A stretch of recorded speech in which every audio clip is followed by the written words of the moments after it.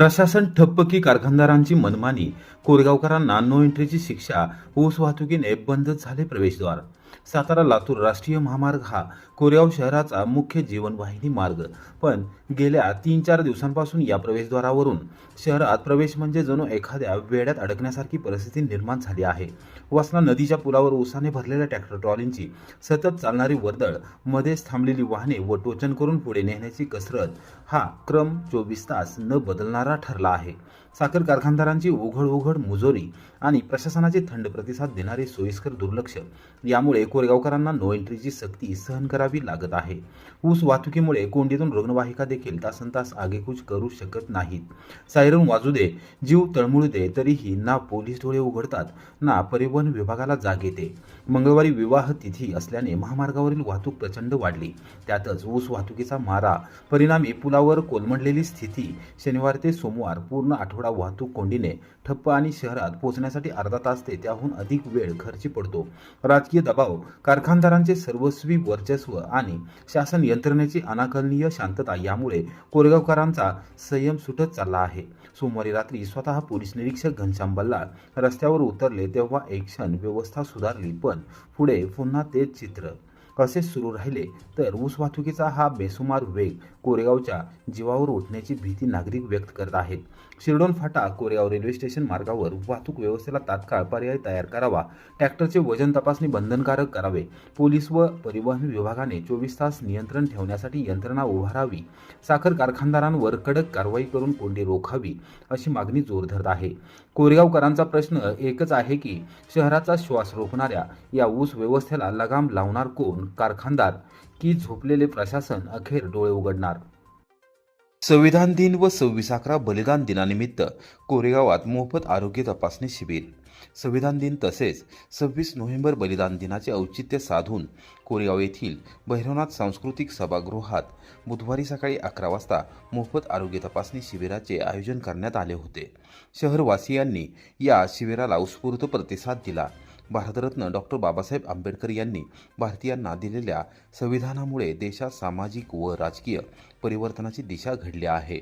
तसेच 26/11 मुंबई दहशतवादी हल्ल्यात शूर पोलीस अधिकाऱ्यांनी हौतात्म्य स्वीकारून देशावर आलेले संकट परतवून लावले. या बलिदान दिनाच्या निमित्ताने त्यांच्या त्यागाचे स्मरण करत समाज जागृतीसाठी आरोग्य तपासणी शिबिराचे आयोजन करण्यात आले असल्याचे जिल्हा नियोजन समिती सदस्य राहुल प्रकाश बर्गे यांनी सांगितले. शिबिराच्या दरम्यान कोरेगाव तालुका ग्राम महसूल अधिकारी संघटनेचे अध्यक्ष प्रशांत पवार यांचा वाढदिवस साजरा करण्यात आला.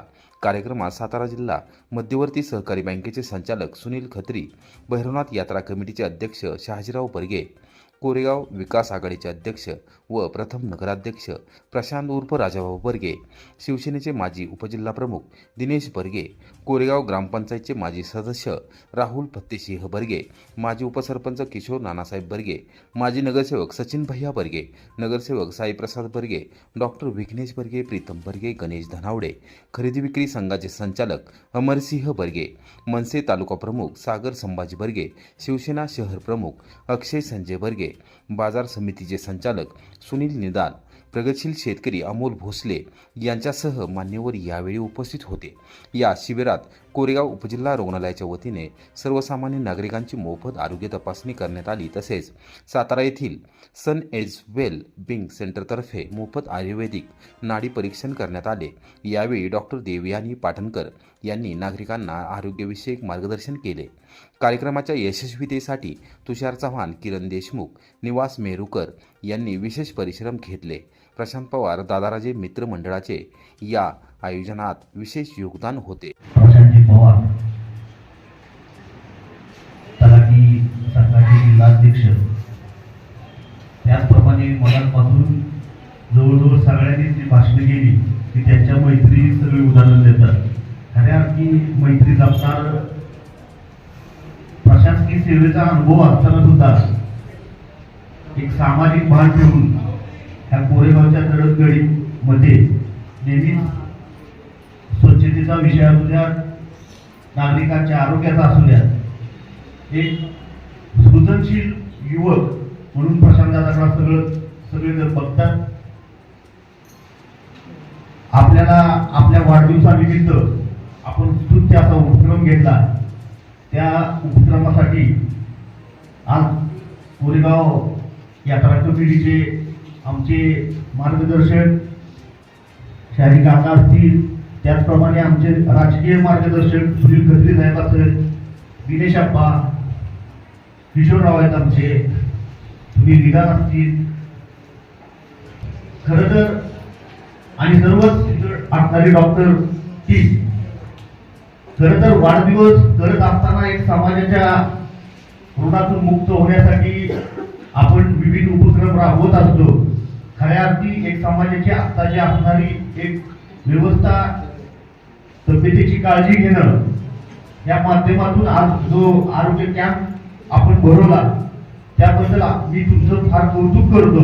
दादाला त्याच्या भावी आयुष्यासाठी, त्याच्या राजकीय, सामाजिक आणि त्याच्या प्रशासकीय सर्व आयुष्यासाठी त्यांच्या कुटुंबियांना आणि त्यांना मनपूर्वक आमदार महेश दादा मित्र समूह असेल किंवा आमचा सर्वच परिवार असेल याच्या वतीनं खूप साऱ्या शुभेच्छा देतो. महान संविधान शिल्पकार यांना सलाम. संविधान दिनानिमित्त कोरेगाव प्रांताधिकारी कार्यालयात कार्यक्रम. भारतीय संविधानाचे शिल्पकार भारतरत्न डॉक्टर बाबासाहेब आंबेडकर यांच्या दूरदृष्टी, कार्यतत्परता आणि समाजहिताच्या विचारांना विनम्र अभिवादन करत स्थानिक प्रांताधिकारी कार्यालयात बुधवारी सकाळी 11 वाजता संविधान दिन उत्साहात साजरा करण्यात आला. यावेळी दलित मित्र पुरस्कार विजेते सुरेश येवले, सुनील उबाळे, दादा माने प्रमुख पाहुणे म्हणून उपस्थित होते. येवले म्हणाले, डॉक्टर बाबासाहेब आंबेडकर यांच्या अथक परिश्रमातून घडलेले भारतीय संविधान हे देशाला दिलेले अमूल्य वरदान आहे. न्याय, स्वातंत्र्य, समता आणि बंधुता या मूल्यांवर आधारलेले संविधान प्रत्येक भारतीयाला हक्क व कर्तव्यांची जाणीव करून देते. 26 नोव्हेंबर 1949 रोजी संविधान स्वीकारण्यात आले आणि 26 जानेवारी 1950 पासून देशात ते लागू झाले. संविधान निर्मितीस तब्बल 2 वर्ष 11 महिने व 18 दिवस लागल्याचे येवले यांनी सांगितले. तसेच पहिला संविधान दिन 26 नोव्हेंबर 2015 रोजी घोषित होऊन देशभर साजरा करण्यास सुरुवात झाल्याचा उल्लेख यावेळी करण्यात आला. सुनील उबाळे, नायब तहसीलदार संदीप चव्हाण, महसूल नायब तहसीलदार उदयसिंग कदम व निवासी नायब तहसीलदार सुनीता धिमते यांनी मनोगत व्यक्त केले. कार्यक्रमात उपस्थित मान्यवरांनी संविधान मूल्यांप्रती निष्ठा जोपासण्याचे आवाहन केले. कार्यक्रमात सुनील वाघ, रवींद्र वाघ, चंद्रकांत कांबळे, पंकज जावळे, अरुण माने, विनोद खंडाळीत, मुकुंद जावळे, गोरख बोतालजी, प्रदीप बोतालजी, श्रीमंत भंडारे, जयवंत इंगळे, चंद्रकांत यादव, प्रशांत उर्फ नामदेव गुरव, हरिभाऊ रसाळ, विक्रम बर्गे तसेच तहसील कार्यालयातील अधिकारी व कर्मचारी यावेळी उपस्थित होते. भारताचे सार्वभौम समाजवादी धर्मनिरपेक्ष लोकशाही गणराज्य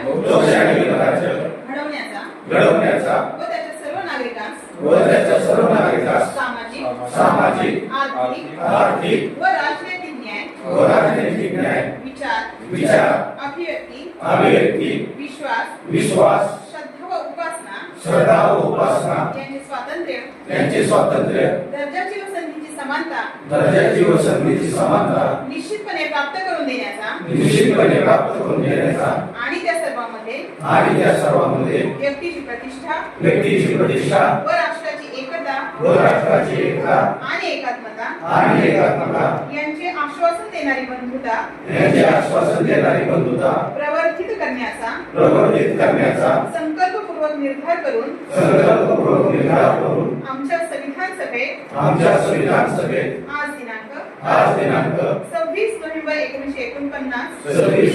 1949 रोजी याद्वारे हे संविधान अंगीकृत आणि अधिनियमित करून स्वतःच अर्पण करत आहोत.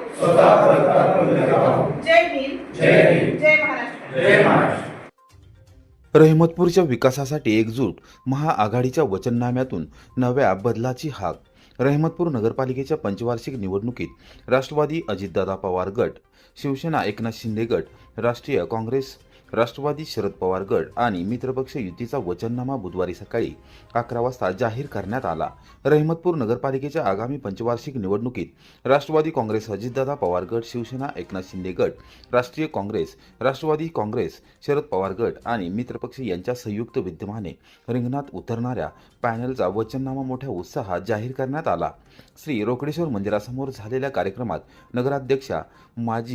नगराध्यक्ष आजी माजी नगरसेवक तसेच प्रतिष्ठित नागरिकांच्या उपस्थितीमध्ये वचननामा प्रकाशित करण्यात आला। पॅनल प्रमुख सुनील माने, माजी नगराध्यक्ष शिवसेना शिंदे गटाचे नेते वासुदेव काका माने, माजी नगराध्यक्ष अविनाश माने, दिलीपराव कदम, ॲडव्होकेट दिलीपराव भोसले, माजी लोकनियुक्त नगराध्यक्ष आनंदा कोरे यांच्यासह सर्व उमेदवार यावेळी उपस्थित होते। विविध पक्षातील विविध गट एकत्र येऊन रहमतपूरच्या विकासासाठी लढणारा हे पॅनल जाहीर होताच कार्यकर्त्यांमध्ये उत्साहाचे वातावरण पाहायला मिळाले। निवडणुकीच्या जाहीरनाम्याचं प्रसिद्धीकरण आपल्यासमोर करत आहोत।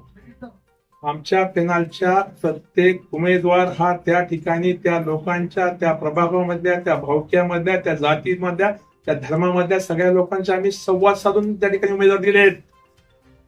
एकाही उमेदवाराला त्या ठिकाणी हा माझ्या जवळचा आहे, हा माझ्या लांबचा आहे असं कुठलाही उमेदवार नाही। तर लोकांची इच्छा असेल त्यांना उमेदवार द्यायची तर का उमेदवार देऊ नये? सुरक्षित गावानं या ठिकाणी आमच्या सगळ्यांच्या सहकार्यावर प्रेम केलं। तेवढ्या गोष्टीला 25 वर्ष दिसली नाही का आपण? हा? जर तुम्हाला मी काम केलं नव्हतं तर तुम्ही मागच्या 15 दिवसापर्यंत माझ्या घरी हेल्पर का मारलं? माझ्याबरोबर बैठका का केल्या? त्याचं उत्तर देऊन द्यावं ना। मी निष्क्रिय आहे ना। निष्क्रिय माणसावर यायचं कशाला बैठकीत चर्चा करायला? माननीय भैया साहेबांच्या नेतृत्वाखाली 20 ते 25 वर्ष सातत्याने रहमतपूरची विकासाची घोडदौड सातत्याने चालू आहे। आपण पाहिलंच आहे की रहमतपूर नगरीला राज्य शासनाचा स्वच्छ भारत अभियानचा पुरस्कार मिळाला, त्याचबरोबर केंद्र शासनाचे 2 पुरस्कार मिळाले। भैयांच्या माध्यमातून आता आपण हे प्रकाशन सोहळा वचनपूर्तीनामा असेल आणि आपण जे जाहीरनामा प्रसिद्ध करणार आहे त्या निमित्तानं आपण सर्वजण या ठिकाणी उपस्थित राहिला त्याबद्दल मी आपल्या सर्वांचं मनपूर्वक आभार मानतो। तब्बल 2.5 वर्ष पोलिसांना चकवा देणारे आरोपी कोरेगाव पोलिसांच्या जाळ्यात न्यायालयीन कोठडीत रवानगी। चिमणगाव तालुका कोरेगाव येथील 2.5 वर्षापूर्वी घडलेल्या प्राणघातक हल्ला प्रकरणातील फरार आरोपींना पकडण्यात अखेर कोरेगाव पोलिसांना यश आले आहे। बुधवारी अटक करण्यात आलेल्या विकास किसन जाधव व पृथ्वीराज बापूराव जाधव या दोघांना न्यायालयात हजर केले असता त्यांना न्यायालयीन कोठडी सुनावण्यात आली आहे। दिनांक 10 मे 2023 रोजी शेतीच्या कारणावरून झालेल्या मारामारीत प्राणघातक हल्ला घडला होता। या संदर्भात कोरेगाव पोलीस ठाण्यात गुन्हा दाखल झाला, मात्र आरोपींनी तब्बल 2.5 वर्ष पोलिसांना चकवले। कोरेगाव पोलीस ठाण्याचे गुन्हे प्रकटीकरण शाखा देखील त्यांना शोधू शकली नाही। या प्रकरणाचा तपास पोलीस निरीक्षक घनश्याम बल्लाळ यांच्या मार्गदर्शनाखाली सुरू होता। या गुन्ह्यातील आरोपी सापडत नसल्याने राष्ट्रवादी काँग्रेस शरदचंद्र पवार पक्षाचे प्रदेशाध्यक्ष तथा आमदार शशिकांत शिंदे यांनी पोलिसांच्या कामगिरीवर प्रश्नचिन्ह उपस्थित केले होते। प्रलंबित गुन्ह्यांवर राजकारण होत असल्याचा त्यांनी खुलेआम आरोप केला होता आणि याच प्रकरणाचा त्यांनी अनेकदा उल्लेख करत पोलीस प्रशासनाला एकदा सोडून 2दा निवेदनही दिले होते। मात्र दीर्घ प्रतीक्षेनंतर बुधवारी कोरेगाव पोलिसांनी दोन्ही आरोपींना अटक केली आहे। कोरेगाव तालुक्यात या कारवाईची जोरदार चर्चा असून प्रलंबित गुन्ह्यातील तपासाला गती मिळण्याची अपेक्षा नागरिकांमधून व्यक्त होत आहे।